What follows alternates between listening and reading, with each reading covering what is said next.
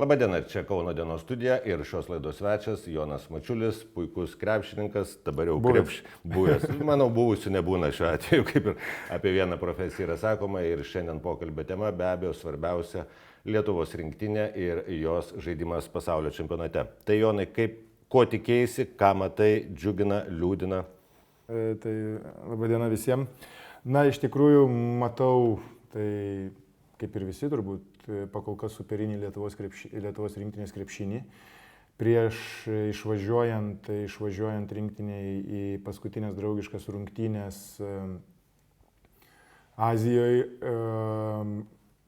iš vienos pusės buvau biški pesimistas, nes mačiau, kaip sakyti, tokių ne krepšinio žmonės gal nepastebėjo, bet žaidėjų kūno kalba tokia buvo, toks rodėsi kai kurių žaidėjų gal nepasitenkinimas savo rolę, minutėm ar kažkuotais. Ir tai tikrai buvo akivaizdu ir kai kalbėdavome su krepšinio žmonėm, visi matė, tą pastebėjo ir taip toliau. Bet to nebematom dabar čempionate, tai tikrai yra smagu. Tik dabar iškyla toksai dilema, ar to nematom, kad laimim po 20 taškų visas rungtynės ir daugiau, ir kaip komanda pradės reaguoti, jeigu netyčia pralošinės, ko gali būti krepšinėje, kai pradės, sakykime, sužaistas atkarpas, kokia 10-0 atkarpas, pradės pralošinėti, kaip sugebės išlipti. Ir taip pat su šypsenom sugebės išlipti iš tos duobės. Tai čia pasimatys, manau, artimiausiose rungtynėse su graikais tikrai. Tai. Nėra sąžininga, Jonai, perskaityti mano klausimus, kuriuos aš dar neuždaviau. Tai vienas iš jų buvo būtent tai, kad mes, žiūrėdami krepšinį, paprasti žmonės, nematome kai kurių detalių tikrai. Krepšininkai jas mato ir būtent klausimą turėjau omenyje apie kūno kalbą. Ką tau byloja kūno kalba, tai nematoma, ne taip aiškiai matoma krepšinio pusė, būtent rinktinės krepšininkų. Dabar tai ta kūno kalba tai yra superinė. Visi patenkinti, visi duoda, kaip sakyti, tos 5 viens kitam rankom sumuša keitimai. Ta prasme, pakol kas tai tikrai viskas atrodo gerai. Buvo truputėlį su Juodkalnyje, kaip sakyt, matėsi kai kurių žaidėjų, nevardysiu, jie turbūt ir patys žino, tų tokių, kaip sakyt, apsižodžiavimų matėsi, bet bendras vaizdas tai tikrai yra geras, žaidėjai tikrai matosi, kad sutarė, matom visi, sekam socialinėje erdvėje, kaip jie bendrauja, ta prasme, dabar pilnas Instagramas ir Twitteris ir taip toliau, tų jų pasivaišėjimų po miestą, tų bendrų kelionių ir taip toliau, tai matosi tikrai, kad žaidėjai sutarė, kad žaidėjai bendrauja, kad kai bendrauja, bent jau viešumoje tikrai to nesimato, kad kažkokių būtų pykčių ar kažkotais. Ir antrindamas tau labai net ir pats stebėjausi, kai buvo viena diena jiems be ryšio, be interneto ryšio, ir kiek po to buvo kalbų iš pačių krepšininkų pusės, kaip tai yra gerai, kaip jie pabendravo, kaip susilipdė. Kiek tai yra svarbu krepšinio, kitas gerbėjas, sakytum, jie čia apie krepšinį kalbą ar apie kūno kalbą ir... Ne, tai grįžkime prie to, kai ne vienam podcaste esu sakęs, kaip mūsų laikais būdavo ta komanda lipdoma ir taip toliau. Tai jinai būdavo lipdoma procedūriniam, kai sueidavo visi žaidėjai darytis procedūrų, darytis masažų, darytis kažkokių tais... Arba šiaip tik tais nenori kambarį sėdėti vienas. Ir ateidavo į tą procedūrinį, vykdavo bendravimas tarpusavyje. Dabar, kadangi visi gali užsiimti savais reikalais, gali visi naršyti internete, žaisti žaidimus online, dar kažką, jie viens nuo kito atitolsta ir taip toliau. Tai aš irgi kalbėjau su žaidėjais, pasikalbam su žaidėjais ir su treneriais. Tai jie pirmą tą dieną sakė, labai gerai, kad buvo brangus internetas ir nebuvo to interneto ryšio, kai kur iš viso. Tai įvyko bendravimas, įvyko pasikalbėjimas ir tie žaidėjai, kurie yra vyresni, jie žino, nes mes taip bendraudavom, mes sėdėdavom, kadangi ten dar tais laikais tas roamingas būdavo brangus ir taip toliau, tai arenoje turi internetą, nuo arenos iki viešbučio važiuodavai pusę valandos, aptardavai rungtynės, gal tu čia prakirs, gal tu čia tą, gal kažką tais. Ir va tie dalykai lipdo komandą ir tai yra bendravimas visur, komandai, šeimoje, visur bendravimas, pokalbiai priveda prie kažkokių bendrų sprendimų ir bendro tikslo siekimui tikrai padeda. Ne, šitą komandą, čia tik Tudis sakė, kad labai čia susilipdė lietuviai, iš tikrųjų tai visai ne, nes ir daug naujokų, daug mažai žaidusių arba visai nežaidusių vienas su kitu turiu menėje krepšininkų mūsų rinktinėje. Ja. Ir tas labai svarbus ne tik aikštelės savitarpio supratimas, bet apskritai nusiaiškinimas, kas kuris koks žmogus yra, man atrodo. Ir tai kolektyvui kiekvienam yra svarbu, kai kolektyvas vieningas tam. Tai čia tas yra, manau, vis tiek mes visi žinom tuos lietuvius, mes žinom, kokie žmonės yra, kokie žaidėjai yra, nes daugmaž arba tu žaidi prieš jį, arba komandoje būni su juo, arba N metų rinktinėje jau praleidę, kurie veteranai yra. Tai jo, į Tudis, ką šneka, tai jau pradeda migdyti komandą, jau pradeda, kad jau jie čia jau geri, jau čia pradėjo aiškinti, kad dvi geriausios komandos mūsų arenui žais, tai JAF ir Lietuva ir taip toliau, taip toliau. Čia prasidėjo jau komandų migdymas ir tie kiti psichologiniai žaidimai į Tudžio, tai čia nieko nuostabaus. Bet yra tame tiesos, tikrai yra tame tiesos ir komanda mūsų atrodo tikrai neblogai. Žaidimo prasme, ko nematėm, sakykime, arba matėm, tai kad nepataiko, tritaškiai kokie buvo blogi procentai, tritaškių, kaip kamuolys, sakykime, nevaikščio, kai užsižaisdavo su kamuoliu kai kurie žaidėjai. Dabar netgi vakar pasitikrinau procentus, tai ten apie komandinis, man atrodo, netoli 40, o kai kurie žaidėjai, kurie netaip gerai mesdavo, turi apie 50% tritaškius, tai pasaka. Tai ką tai reiškia, kai komanda pataiko, lengviau žaisti dideliems žmonėms, tada gali niekas neįs jų dvigubinti ir taip toliau, Valančiūnas ir Motiejūnas galės laužti po vieną daugiau, Kuzminskas galės, sakykime, pacentruoti, dar kažkas tai galės pacentruoti po krepšių, nes negalės nieko ant perimetro palikinėti. Tai čia yra, kaip sakyti, tas inside-outside į vidų ir išmetimas atgal, tas žaidimas, jeigu tokį turi su gerais procentais, tai yra pasaka. Bet ir viso to pasiekoje, aišku, tada atsiranda ir energijos, atsiranda bendravimas, šypsenos, high five ir taip toliau. Čia viskas yra susiję. Viskas yra susiję, dabar, aišku, visi supranta svarbą prieš graikus, tai čia bus tikrai didelės svarbos rungtynės, nes realiai jos nulems ar išeini į ketvirtfinalį ar ne. Tai žiūrėsim, aš aišku komandą tikiu, bet aš labai puikiai žinau graikus, labai puikiai žinau žaidėjus graikų, labai puikiai žinau trenerių visą komandą. Ir aš galiu pasakyti jau maždaug kas bus rungtynėse. Kas bus rungtynėse, Papajanis stovės baudos aikštelėje, leis Valančiūnui nors ir 10 tritaškių mėtyti. Valančiūnas, jeigu pirmų kelių nepataikys, tada eis laužti, bus puolime pražangos. Brazdeikis siūs į dešinę pusę, sakys, va krepšys eik į dešinę pusę ir po to ateis į pagalbas, pažiūrėsim, kaip Brazdeikis su dešinę ranką pasus seksis atiduoti. Ten jie, ta prasme, provokuos ant kiekvieno kampo, ant kiekvieno žingsnio, provokuos žaidėjus. Nu, jeigu Valančiūnas įmes iš 10 tritaškių, paplosim visi, laimėsim ir išeisim. Bet, kaip sakyti, graikai išanalizuoja, aš kai žaidęs, jie išanalizuoja visas tavo blogiausias tas, sakykime, savybės, silpnasias pusės, tavo blogiausias savybės. Ir tau netgi provokuoja atvirai, va, eik, link krepšio su ta dešinė ranka, eik. Ta darė Panathinaikosas, kaip uždarė Kaune Brazdeikį.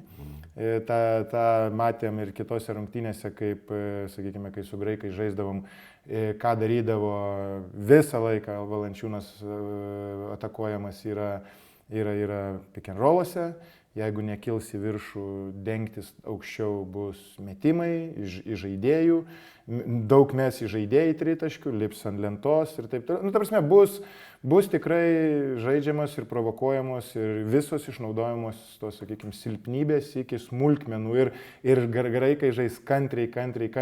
Nebus, kai Egiptas, kad Valančiūnas meta vieną tritaškį ir jau ant antro jisai šoka. Ne, Papajanis stovės bent 4 tritaškius, Valančiūnas galės mes drąsiai ir Papajanis vis tiek stovės po krepšiu ir net neis jisai ten dengtis. Nu, Egiptas apskritai atrodo kaip nematęs Valančiūno rungtynių. Tai va čia šitie jau biškiai matė tą krepšinį. Ir Tudis, ko gero, pavojingiausias krepšininkas, komandos narys šioje komandoje. Tai taip, jisai turi ir autoritetą, turi ir kaip treneris patirties ir žino ir tikrai valdo komandą ir kaip sakyti, manau, kad...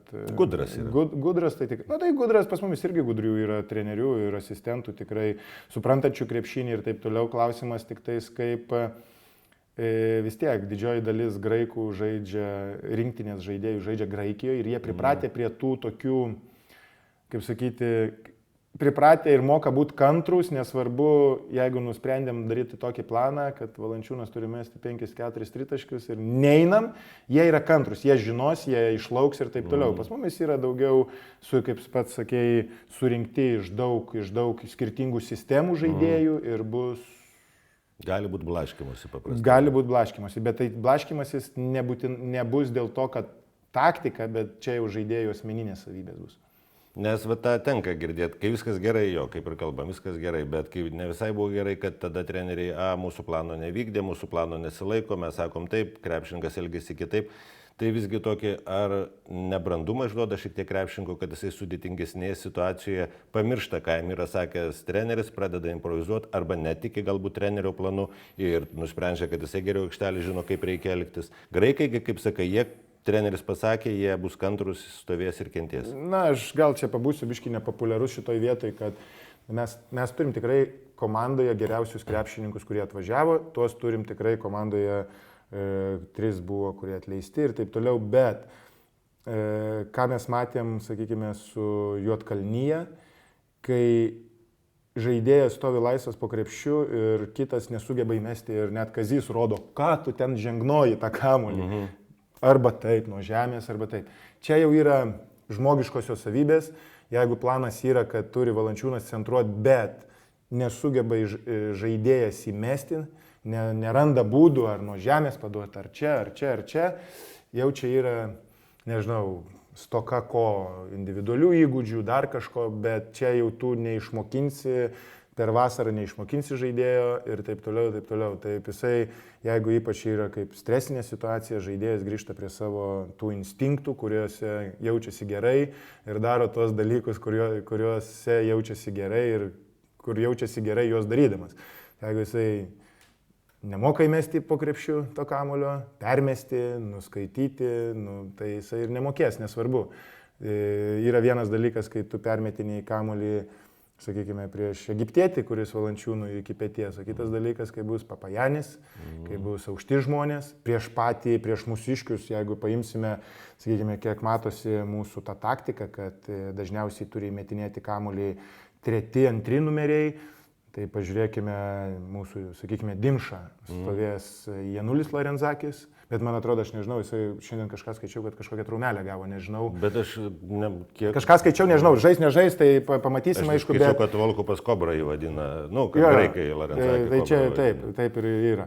Ir aš su juo žaidžiau Ajeke, tai žinau labai puikiai, ką jisai sugeba. Tada 3 numeriai Papa Petru ir Papa Nikolau, kurie yra 2-metriniai žmonės. Ir stiprus, ir per juos irgi bus sunku permesti. Į žaidėjų grandis Rokui irgi nenusileis, apie Kariniauską net nekalbu.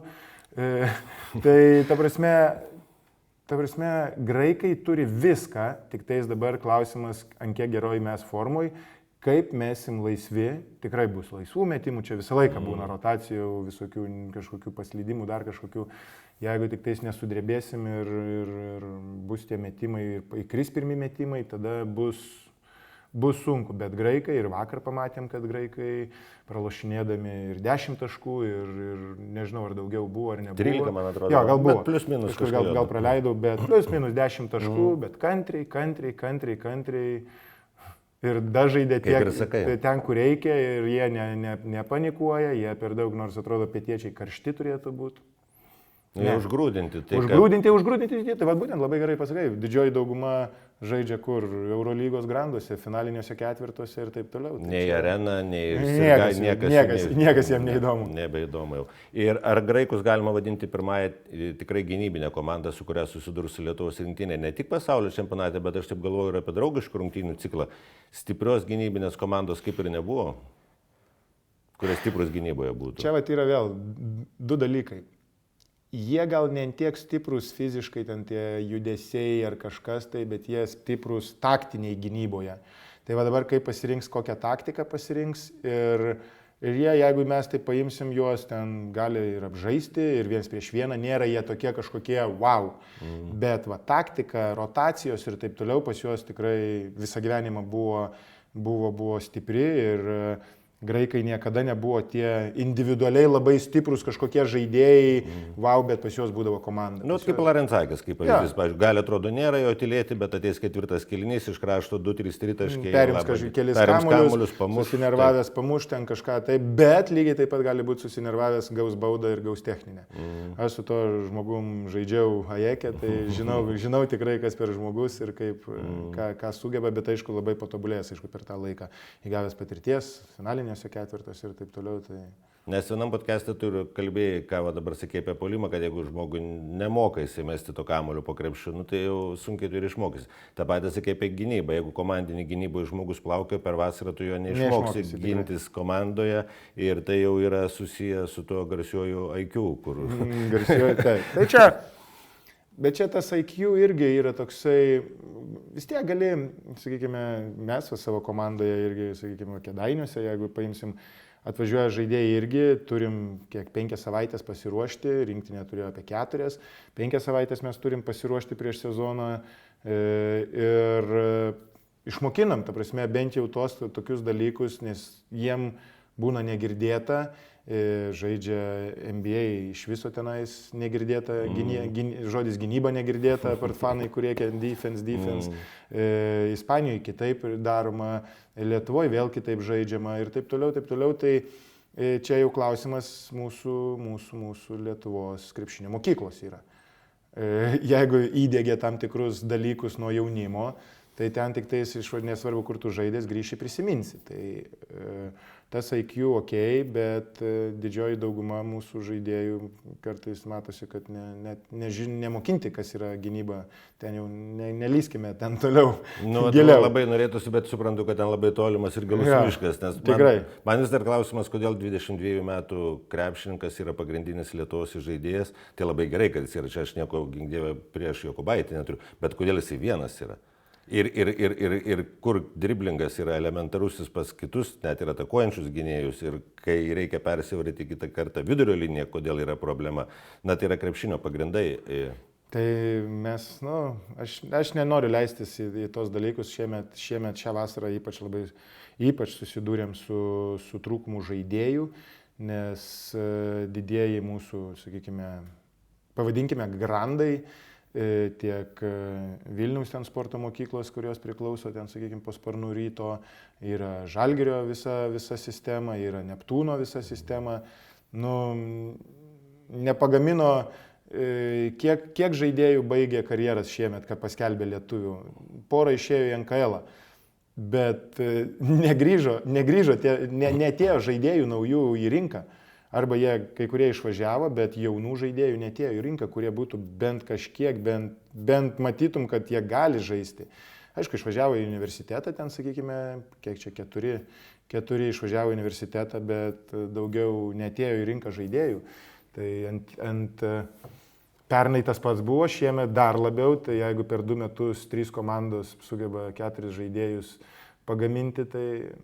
Senka tai tada jau kažkaip tai nežinau, kažkur negerai linkme juda. Kažkas neveikia. Kažkas neveikia. Ar tai neveikia bendrai Lietuvos mastų sporto mokyklos ir federacijos kažkokie planai, ar kas neveikia, bet kažkas tai neveikia. Tikrai neveikia. Grįžtant į pasaulio čempionatą, graikai kiek? 50-50 prognozė tavo su graikais Lietuvos? 50-50, bet aš vis tiek, patriotas ir matant, kaip tikrai lietuviai su kokia forma ateina į tas varžybas, o graikai, sakykime, nelabai užtikrintai taip žaidė, sakykime, puolime. Aš sakyčiau, kad gal labiau 70-30, 65-30. 70-30 gerai skamba. Būkim optimistai. Na gerai, 65-35, apvalinkim. Gerai, kad ne 69. Šitai gerai, graikai, amerikiečiai. Yra koks nors šansas ar tiesiog ramiai pailsėti, pasimėgauti pralošimu gražiu? Ne, tai manau, kad ne vienas žaidėjas neateis pasivaikščioti ir gražiai pažaisti ir gražiai pralošti. tikrai ir Jonas, manau, norės pažaisti, ir Rokas įrodyti, kad gali kažką tais prieš tokius žaidėjus pažaisti. Mindaugas, jau tenais buvęs, irgi norės pasimėgauti to run and gun krepšiniu. Sedekerskis. Ta prasme, mes ten visi suprantam tų varžybų, sakykime, esmę ar dar kažką, bet reikės duoti žaidėjim formos palaikymui, reikės duoti žaisti susikoncentravimas prieš graikus ir realiai graikai, aplošus graikus atsiveria ketvirtfinalis. Tik tais klausimas dabar bus tik tais, kaip išlaikyti tą formą, pažaisti su amerikonais, jeigu išeina amerikiečiais, jeigu išeis susikabinti kažkiek, tai vis tiek N metų, kažkur skaičiau iš tikrųjų, bet po to patikrinau, kad tame teiginėje yra tiesos, kad N metų lietuviai visuose čempionatuose, olimpiadoje ir taip toliau pasaulio čempionatuose pralošia mažiausių skirtumų amerikiečiams. Kabinasi. Kabinasi. Visą laiką kabinasi ir tikrai visą laiką norim žaisti ir norim sužaisti ir norim laimėti ir, kaip sakyti, nepersistengiam gal irgi, bet jeigu matom, kad paskutinė minutėm yra artima kova, tikrai nenuleidžiam rankų, nesusodina treneriai saugodami ten žaidėjų ant suolo, tai tikrai. Ir manau, kad irgi bus tas pats. Man kažkas, žinai, prisimenu nuo 92 lygiai tokia nenuosados, toks liūdėsiukas, tuomet ten aišku bus rimtimas tikrasis ir ten šansų nebuvo, pripažinkime, bet tuomet ir buvo kalbos ir aikštelė, tas aiškiai matėsi, kur išėjo, tiesiog pabėgioti, Karnišovas pafotkinti. Ant suolas sėdėjo. Ant suolas garsiu. Ir taip man buvo liūdna tas rungtynės žiūrėti, nes ne dėl to, kad ten buvo šansų nugalėti, bet va tas išankstinis pasidavimas, jis taip kažkaip nedėra sporte. Nedėra sporte, bet, kaip sakyt, bet vėl turi pasirinkti mūšius, kuriuos turi laimėti, o kuriuos aš iš kitos pusės nesuprantu kito dalyko, kai ateina outsideriai, paskutinė, sakykime, lygos komanda žaidžia kaip lygus su lygiu su Madrido Realu, Žalgiriu ir taip toliau, o po to tarpusavį gauna visą laiką 20 taškų. Ten sužaidžia, nežinau, kažkas tai žaidžia ten kokia Mursija su Fuenlabrada, tai ten paskutinė komanda Fuenlabrada gauna 20 taškų, bet kai Fuenlabrada žaidžia su Realu, tai taškas į tašką kapojasi. Aš to irgi niekada nesuprasiu, nes, kaip bebūtų, tos komandos yra visą galvą aukštesnės ir taip toliau. Aišku, sportinis principas turi būti stengtis, laimėti ir taip toliau, bet tu vis tiek galų gale tokiam tam trumpam bėgime, pavadinkime, turi pasirinkti savo mūšius. Ir kiek pas krepšininką galvoje yra to skaičiavimo? Tai, ką jis sako žurnalistams, tai aš suprantu, kad yra tai, kas yra tik sakoma žurnalistams, atsikniskit, bet realiai, kaip pats ir žaisdavai galvoje, vyksta tas skaičiavimas. Šitus galime su šitais, biškai pasitaupyti geriau. Ne, tai visos rungtynės prasideda 0-0 visą laiką, nesvarbu. Ir tu matai eigoje, ar tu gali kabintis, ar tu negali kabintis. Ir, sakykime, turbūt vienas didesnių toksai skirtumų pralošimo amerikiečiam buvo turbūt Barcelonoje 2014 metais, aš ten pat irgi žaidžiau, bet mes jau pamatėm antram kėliny, kad nėra šansų. Ta prasme, jie tikrai užsivedė, bet ten irgi buvo, komanda buvo jetau. Ir viskas, ir prasidėjo keitimai, prasidėjo rotacijos, prasidėjo jau ir treneris pamatė. Niekas nieko nesako, bet tu matai, kaip vyksta veiksmas, kaip vyksta rotacijos, niekas tau netėjo, nepasakė, mes šiandien pralošim, tu pasidėk. To nebuvo, bet vis tiek jau matėsi, kas vyksta. Kas vyksta, kaip visi supranta, visi galvoje tą supranta ir visi tyli ir tik tai išėjom, sužaidėm, bet po to mums reikėjo, po tų varžybų, man atrodo, Zelandus reikėjo nukauti ir taip toliau, ir tu gali išsitaškyti su tais amerikiečiais, kiek tu nori, po to ateini su Zelandais be energijos ir gauni, tai koks skirtumas, kad amerikiečiam pralošė tik 5 taškais, bet gavai tas rungtynės, kurias turėjai laimėti. Čia... bet žodžiu, rungtynio eigoje jau apsisprendė. Rungtynio eigoje maždaug išsisprendžia. Matosi kažkas, ar gali bent jau pakovoti garbingai, ar galbūt gali laimėti iš viso, nes tą dieną tau tikrai sekasi, arba jau treneriai pamato, nieko nesakė, pradeda keitimus tam tikrus daryti, kur tu matai, kad jau. Jeigu Maldūnas žais 20 minučių, matysim jau. Maldūnas labai gerai. Super, ne? Super, įsiliejo, daro savo darbą, žino savo vietą ir tikrai superinis. Ir išskyrus ten vieną metimą, kurio nemetė, visose kitose situacijose atrodo labai užtikrintai. Labai užtikrintai, žino savo, kaip sakau, žino savo darbą, imasi tų metimų, kur turi mesti, kur neturi nusipasuoti. Ta prasme, jokių priekaištų nėra. Ar tau nėra šiek tiek keista, kad Jonas Valančiūnas nebejotinas pirmiausia lyderis kaip komandos ir išties kaip kapitono elgesys, ką apie Robinį kalbėdavau, kad buvo tikras kapitonas, Valančiūnas išties atrodo tikras kapitonas. Bet tai, kad jisai žaidžia mažiausiai nuo 2013 metų, 2013 jisai žaidė 16 su kapeiko minutės vidutiniškai, dabar 21 minutė. Ir kai nebuvo, aišku buvo, kad nebus Saboniuko, Sabonio jau, ne Saboniuko, Valančiūnas buvo projektuojamas kaip tarsi, kur daugiausiai žais, bus lyderis. Ne, jisai žaidžia sąlyginai nedaug. Na, visų pirma, nei vienas mes neinam jaunin, čia vienas dalykas. Tai čia tą visi turi suprasti ir pats Jonas ir taip toliau, ir netgi Adomaitis dabar interviu pasakė, kad jau artimiausiuose metuose reikia projektuoti kaip Domantą, kaip pagrindinį žaidėją, tuos 30 minučių, jau Joną kaip link pagalbinių 15-20. Ką Donatas iš principo vadino. Čia nėra, ir čia kuo, kai žaidėjas su tuo susitaiko, mes su tuo pačiu Dainim Adomaičiu irgi buvom kalbėję 2019 metais, kai važiavau į čempionatą, man buvo aiškiai sudėliota, pasakyta, pakalbėta, važiavau labiau ten, nežinau, 10 minučių, jeigu vidurkis gavosi, aš nežinau, gal ir gavosi, nes buvo Ulanovas, buvo Butkevičius, man atrodo, irgi buvo, nepamenu, bet Ulanovas tikrai, kuris grojo tuo pirmu, Kuzminskas buvo tikrai, kurie du žaidėjai, kurie grojo tais pirmais smuikais, sakykime, trečioj pozicijoje ir tu turi pats priimti galų gale, kad tu neini jaunin, kad tos minutės po 35, po 38 minutės, kur žaidžiau 14-15 metais jų praeitis ir organizmas nebeleidžia to ir taip toliau.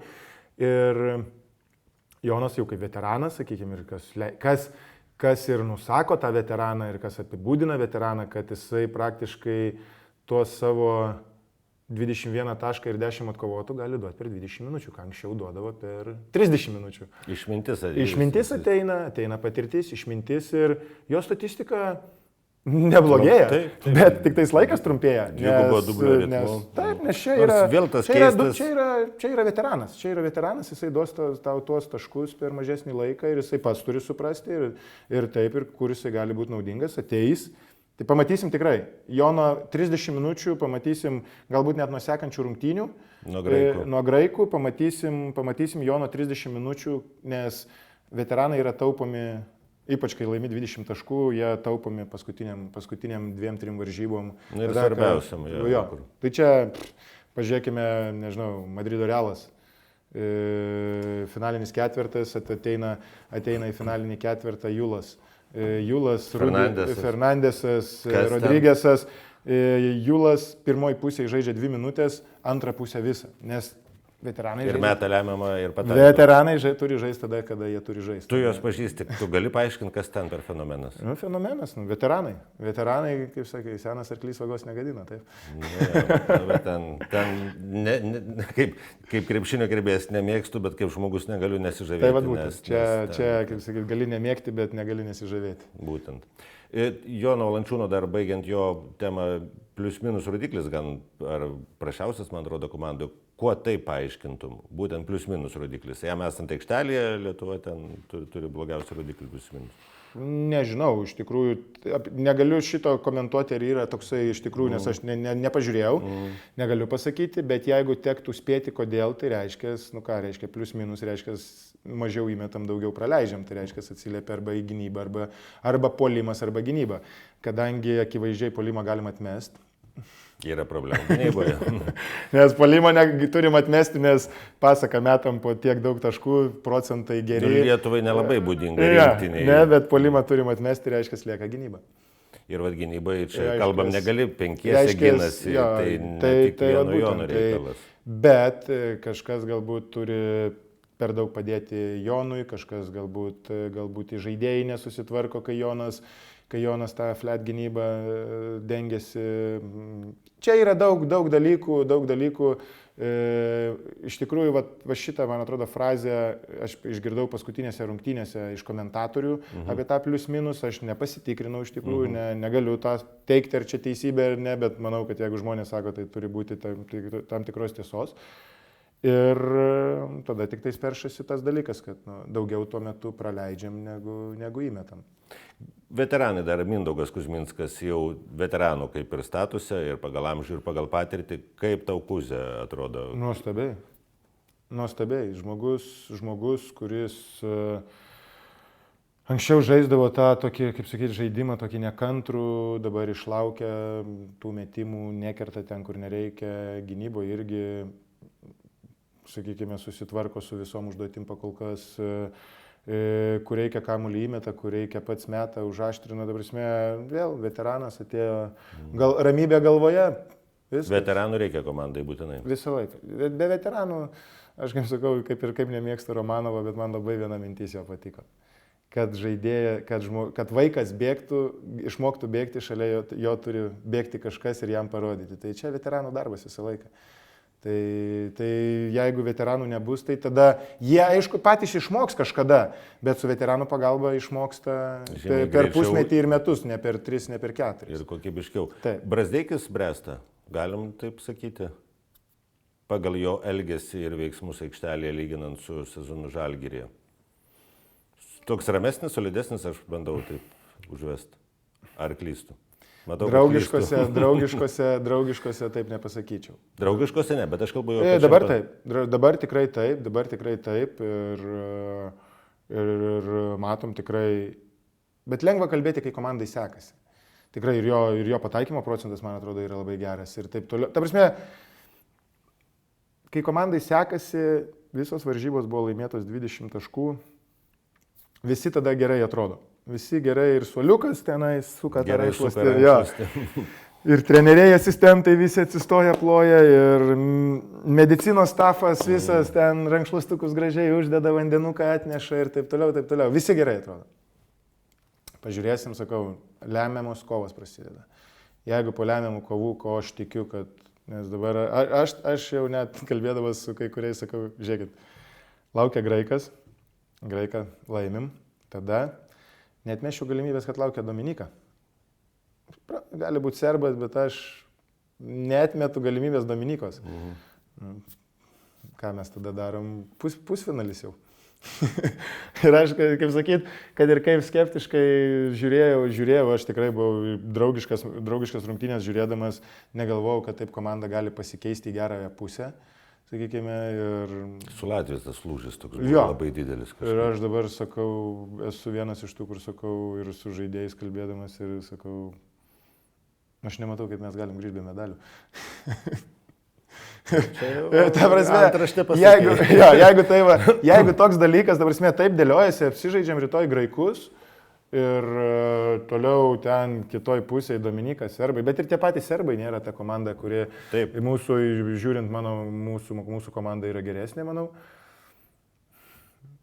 Aš šitoje vietoje buvau kažkaip optimistiškiau nusiteikęs, nežinau kodėl, bet aš labai, žinai, turbūt dėl ko labiausiai, dėl to, kad dabar pasakysiu visišką šventvagystę, kad Sabonio nėra. Man, kai buvo Valančiūnas ir Sabonis, numatėsi kažkas komandai nesiklijuoja, ar žaidime, ar tas nepasidalinimas, turbūt labiausiai trenerių nežinojimas, ką daryti. Nes kai pasimeta treneris, kai pasimeta galva, tai tada jau tikrai nieko gero negali būti. Ir tas bandymas visaip, kaip juos sustumdyti, kita komanda tarsi pamiršta ir jie ten bando padėti tiems dviems, o tai, kad Valančiūnas žaidžia labai mažai lyginant, kiek jis žaisdavo, mane kaip tik labai džiugina, nes tai rodo ir atsarginių suolelių, kaip jie ir sako, nėra pas mus atsarginių dabar žmonės, kurie kyla nuo suolo. Jie įmeta labai daug ten, daugiau už pagrindinius keliais taškais, ten vėlgi statistikos žaidimai, bet esmė tai, kad žaidžia 11, reikia ir Sirvidis išeina į aikštelę. Ir visi turi kažkokį savo vaidmenį ir Valančiūno be abejo gera galva, aš manau, sudėlioja taip, kad Hebra čia tikrai dėl Lietuvos žaidžiame už Lietuvą, o ne dėl savo ten, jie suvokia tai. Ir tokia kažkaip ramybė ir tai, kad jų daug yra, nėra kaip būdavo 7, 8 ir kitas suolo galas jau nelabai aikštelėje pasirodo. Ir vat kažkoks toks tada ramus ir geras rezultatas Na, gaunasi. tai čia toksai dalykas, kaip sakai, nėra Sabonio, tai čia iš vienos pusės gal ir teisingai, bet nežinom, kaip, jeigu nebūtų Valančiūno, būtų Sabonis, kaip būtų ta prasme. Tai čia mes sulauksim ir šitos situacijos sulauksim per ateinančius kelius metus, manau, kad ir... Ne, tai viskas tokia, bet jau Valančiūnas, kaip sakei, jau veterano statusą. Bet jau labai daug, bet labai treneriam atlaisvina tą sprendimus, treneriam nereikia sukti galvos, kaip abudu tos mūsų žvaigždės, sakykime, išlaikyti laimingais ir taip toliau, taip toliau. Bet čia, manau, aš tai taip truputėlį jau pažįstu tos abudu žaidėjus, žaidę su jais, su Domu rinktinėje, kiek mes čia žaidėm 5 vasaras. Su Jonu, kiek mes čia žaidėm, irgi nemažai. Su Jonu daugiau turbūt. Daugiau biškiuką su Jonu žaidėm tų vasarų. Tai aš žinau, kad Domantas priimtų irgi tą tokią labiau atsarginio rolę. Ir tik tais kažkodėl treneriai taip negalvoja. Aš čia nekalbu, kad problema krepšininkuose, bet treneriai. Jo, ir tai aišku, dabar žymiai lengviau yra rotuoto žaidėjus, kai žaidėjai supranta ir savo rolės, ir treneriais pasitikė ir taip toliau. Tai čia iš vienos pusės teisus, bet manau, kad būtų panašus rezultatas. Jeigu būtų vienas kažkuris, arba Domantas nebūtų Jono, arba Jono nėra Domanto, tai manau, kad būtų panašus rezultatas. Nu ir Kazys irgi gal daugiau pasitikėjimo turi savimi, kaip treneris, kaip vyriausias treneris vyrų krepšinėje būtent. Manau, kad taip. Manau, kad taip ir akivaizdu buvo Žalgirio finaliniai serijai, kai kokius sprendimus priiminėjo su kai kuriais žaidėjais, kai sadina ant suolo. Tai jisai jau yra pats savo autoritetų tapęs, man atrodo. Čia aš gerai turiu minėti. Ne pats savo autoritetų, bet turi labiau pasitikėti. Vadovaujasi savo galvą ir pasitikė ir su Juodkalnyje, ten tikrai drąsus turbūt buvo sprendimas tau, kaip ir žiūrint, kai tada pastatė prieš Vučevičių, Sedekerskį. Manau, kad buvo tikrai drąsus, bet ir toks, kaip sakyti, pakankamai logiškas. Nes logiškas kame, jeigu tai yra logiškas visame kame šitoj, jeigu nebūtų buvę Radončičiaus, būtų visiškai nelogiškas. Nes jeigu būtų metantis žmogus trečias tikrai gerų procentų ir Jonui būtų reikėję visą laiką išeidinėti, o Jonas stovėjo užkimšęs baudos aikštelę, Radončičius pirmą tritaškį išmetė visiškai laisvą, pataikė ir po to visiškai laisvą sekančius 3 prametė. Čia jau yra... Būtų pataikęs, tada būtų jeigu būtų 4-4 ir jau Jonui būtų reikėję išeidinėti, tada Jonas išeina ant tritaškio dengti Radončičių, Sedekerskis kaip apsigintų po krepšiu. Bet pasiteisino ir čia dabar visi, kaip sakyti, jau ten tas apdainuoja tą sprendimą, apdainuoja. Viskas ok. Būtų Sedekerskis Dončičių pas Maskoliūną uždengęs, tas amžinas klausimas. Kaip tau atrodo? Aš asmeniškai galvojau, kad taip. Tuo metu. Aš irgi taip. Dabar galvoju, kad ne. Kodėl? Ne. Nėra toks geras gynėjas, kaip apie jį kalbama. Prieš mažesnius žmonės nėra, prieš judrius žmonės nėra toks geras žaidėjas. Prieš aukštesnius, tokius, kurie taip. Tvirtai stovi, bet jeigu reiktų labai... Pro užtvaras lysti, nes Dončičius žaidžia daug pick and roll ir taip toliau. Tai Maskoliūnas buvo kaip ir teisus, galima sakyti, išteisinti. Na, čia jau praeitis. Čia praeitis, kaip sakyti, ar jisai buvo teisus ar neteisus, nesužinosim, nes net, sakykime, jeigu būtų Sedekerskis buvęs rotacijoje iš viso, tai būtume pasakę, kad pabandė porą, kažkokių būtų pakeitimų, sakykime, matom, kad nesusitvarko, plaukas dengia Dimšą, man atrodo, dengia visą laiką. Nesusitvarko Dimšą, išmetė aukštesnį žmogų, įmetė tai yra aukštesnį žmogų. Tada būtume galėję sakyti, kad čia dabar, kai net nepabandėm, gal pabandysim sekančiuose etapuose, kas ten žino, gal bus galimybė išbandyti. Ar Margiris tikrai toks geras gynyboje, kaip dabar apie jį kalba? Normantas. Geras. Kibus, naglas, užknisantis. Toks ir turi būti. Geras. Rokas, vėl grįžtant prie žaidėjų temos, 22 metai iš vis tą, nes kitiems, man atrodo, jis jau vyresnis atrodo. Paimkime 22 metų Kalnietį, paimkime 22 metų Šarą Jasikevičių. Kiek toli Rokas gali eiti ir kokį įspūdį palieka tau jo vadovavimas komandai? Vadovavimas parodo, palieka gerą tą įspūdį, jisai tikrai susitvarko su viskuo ir 22 metų kalnietis buvo 28 metai, tai olimpiadai nebuvo jo. Jisai žaidė 26, tai buvo 20 metų, 27 sėdėjom kartu ant suolo. Neplauk, jo nebuvo 27 irgi, ar buvo? Jankūnas buvo, nepamenu dabar, bet 28 tikrai nebuvo, 29 Lenkijoje būdu labai gerai musikavom rankšluosčiais, tai kalnietis daugiau pradėjo žaisti vat, nuo 2.12, ne, ir 2.12 irgi dar Šaras buvo pagrindė. Tai Šaras, 2.13. Šaras tokio amžiaus ryte gal pirmą sezoną Ja, žaidė. tai jeigu tai paimsim karjeras, tai aišku, Rokas dabar yra visą galvą aukštesniai stadijoje negu buvo tiek Šaras, tiek kalnietis. Tų 22 metų, o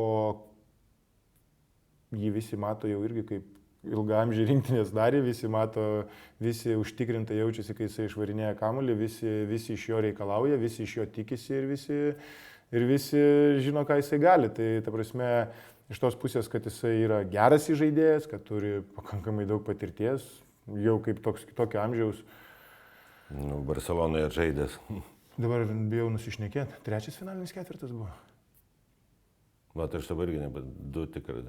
O su Žalgiriu jo nebuvo finaliniam ketvirtį Serbijai?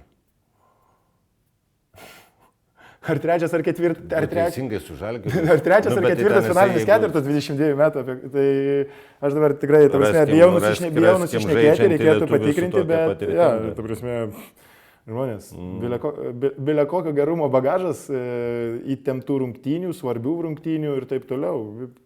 Ir matymo situacijų, matymo kaip tvarkosi.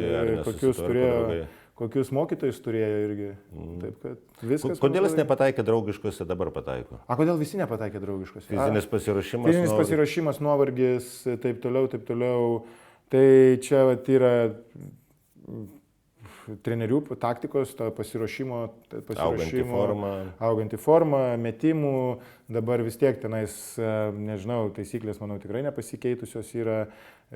Turi į dieną vieną tenais tą valandą pamėtymam ir taip toliau ir nieko tu nepadarysi, per laisvą dieną gal susiranda kokią salę papildomą už savo pinigus federacija, nes man atrodo, kad visos rinktinės turi tik po vieną treniruotę, net ir per laisvas dienas, plus pamėtymus varžybų dieną, tai dirbi ant tų metimų, per daug nepersitreniruoji, ateina laisvumas, išsimeti daug metimų, atidirbinėjai tą savo žaidybinius metimus ir pradedi pataikyti anksčiau ar vėliau. Dimo, dar man labai įdomus irgi žmogus ir krepšininkas, teko bendrauti, man labai gerą įspūdį jisai paliko, bet tos kalbos, kai būdavo, kad jisai išpuikęs, nenori rinktinę, ten ar kažkokie nesusikalbėjimai su treneriais, kokia jo yra situacija ir ką jisai dabar duoda būdamas rinktinėje. Aš, ta prasme, per daug nenoriu lysti į tą dalyką, nes ir pernai girdėjau ir žinau, ką jisai pasakė, dėl ko nevažiuoja į rinktinę, tai čia, kaip sakyti, čia jau yra blogai. Bet šiais metais tikrai žaidžia, tikrai turi savo vietą, daro tą darbą, ką turi daryti. Gynyboje niekada jisai nebuvo gynybinis žaidėjas, matom, kad tikrai prieš Juodkalniečius ir prieš Meksiką tik tais išėjęs nuo suoliuko gavo pick and roll'ose, buvo atakuojamas ir taip toliau. Bet puolime tikrai irgi susimeta savo tos puskabliukus abiem rankom, nežinau, net kaip flauteriai tie vadinami, puskabliukai, taip toliau, tikrai susimeta juos bendram vaizde, puolime tikrai daro, ką reikia, gynyboje niekada jisai nebuvo, todėl ir Monake dažnai lemiamuose momentuose sėdėdavo ant suolo, nes ten reikia gintis, skaityti, gintis, greitų kojų ir taip toliau. Tai čia visi žinom jo tos minusus, tos pliusus ir čia nieko nepakeisim. Tik tai, aišku, kaip sakyti, kas liečia anksčiau, tai nesimato to veido, to pikto veido nepatenkinto. Tai čia, manau, irgi yra didelė. Taip, nes vis tiek žinojau, kad bus Valančiūno dublelis, žmogus kalas priėmė, susivokė, vėlgi amžius galim kalbėti, ar ne, branda ir taip toliau. Tai suvokimas, kad netiek čia nekovoja, kad geriau pasirodyti negu Valančiūnas, o kovoja už komandą, kad komandai naudos duoti. Kas dar komandai gali duoti naudos iš tų, kurie tavo nuomonė, kaip dar pilnai neatsiskleidė, ar gali iššauti, kaip sako? Sirvidis. Vat aš Sirvidis, manau, kad kai reikės, aš nekalbu apie jo irgi gynybą, ta prasme, nėra jo stiprioji pusė, bet aš galvoju, kad vat, iš tų visų, kurie, sakykime, mažiausiai dabar žaidė, gali prireikti Sirvydžio tritaškių. Čia tik tais mano spėlionės, daug dievė, kad neprireiktų ten tų lemiamų išmetimų ir taip toliau, bet man daugiausiai va, tas, ta prasme, nes aš jau, ta prasme, gerai, imam ten Normantas, kur, sakykime, kyla nuo suolo Donce, kas ten dar kyla tokie nuo suolo Dimša. Tai jie, čia, ta prasme, jie duos savo ten tos dalykus, daug maž žinom, ko gali. Tas, kaip sakyti, netikėtumo faktoriaus didžiausio aš laukiu Sirvydžio. Ir tam vaikinui panašu nėra problema išeit, paimti ir mes savo greitojų išmetimų. Aš jau matęs ten tos kelis žaidėjus, kurie greitai išmeta, bet išmetimo greitis, aišku, ūgis duoda savo, bet išmetimo greitis ir taip toliau jo. Aš nekartą bandžiau žiūrėti ir suvokti, kaip taip įvyksta, kaip ten viskas taip. Jo, ta prasme, vienas greitesnių, ką esu matęs. Ir tuo pačiu visiškai irgi galvoje atrodo, nu, bent jau deklaruojama ramybė, bet jis toks, Ta prasme, išeina daryti savo darbą, jis žino, kad jo darbas yra mest. Gavo metą. Gavo metą, viskas. Čia, ta prasme, metikas, jeigu pradėtų metikas nedvėjoti. Žiauriai erzina. Jo, tada jau žiauriai erzintų, bet jisai išėjo. Dabar galvoju, čia prieš ką jis čia išėjo, man atrodo, prieš Meksiką, man atrodo, 2 prametė, toliau meta, laisvas, toliau meta, viskas. Jau čia jau tada jau trenerio yra darbas, matai, kad nekrenta tą dieną, jeigu negali duoti žmogus kažko kito, gynyboje negali, ant laupausto negali, kažko negali, gali tik tais mesti, tada jau trenerio darbas pasodinti, pabandėjai, galbūt antrą kartą išleisti, pajausti tą metimą ir viskas. Čia jau trenerių darbas, į kurį aš jau čia nesikišiu. Ir... Taip, nes tie pusiau greitą ataką, tritaškis laisvas metė, nemesiu, tada pagazdinimas, tada veržimasis, kamuolio praradimas, tada sportinė pražanga, arba 2+1. Jau čia tada ne tavo darbas, viskas. Ir pradedi skaičiuoti, kiek taškų galėjo būti ir kiek į minusą, vos -5 taškai per vieną ataką gavus ir jau tada tie psichologiškai kyla. Labai šiuolaikiniam krepšinė greitai iš tikrųjų tas keičiasi, tos bangos ir turiu labai tas psichologinis. Kilo komanda, viskas atrodo gali nueiti ir atlošti ir įsiveržti. Kai aš dar žaidžiau krepšinį, seniai, tai buvo skaičiuojama Eurolygoje, buvo skaičiuojama 2 minučių vidutinis, man atrodo, 2 minučių tas vadinamas ranas, kur būna 12-0. Tai per 2 minutės. Per 2 minutės. 12-0, jo. 12-0. Vidutinis būna tas, kur kažkas ant bangos. Ten 2 minutės. Tai čia yra realiai 4, jeigu taip skaičiuosim 5 atakos iš viso. Neįmanoma. 5 atakos abiem komandom yra. Bet jeigu kažkas ant bangos tos užeina, tai kaip atsakė, irgi 2,5 atakos -5. Čia yra 15 taškų pirmauja komanda ir gauna, kaip sakai, raną. 12 ir viskas, ir 3 taškai beliko, ir jau ką dabar. Taip, tai čia yra, čia va tokių reikia išvengti dalykų. Ir, tai žiūrėsim, aišku, čia dar liko mums kiek 4 rungtynės minimum, ne?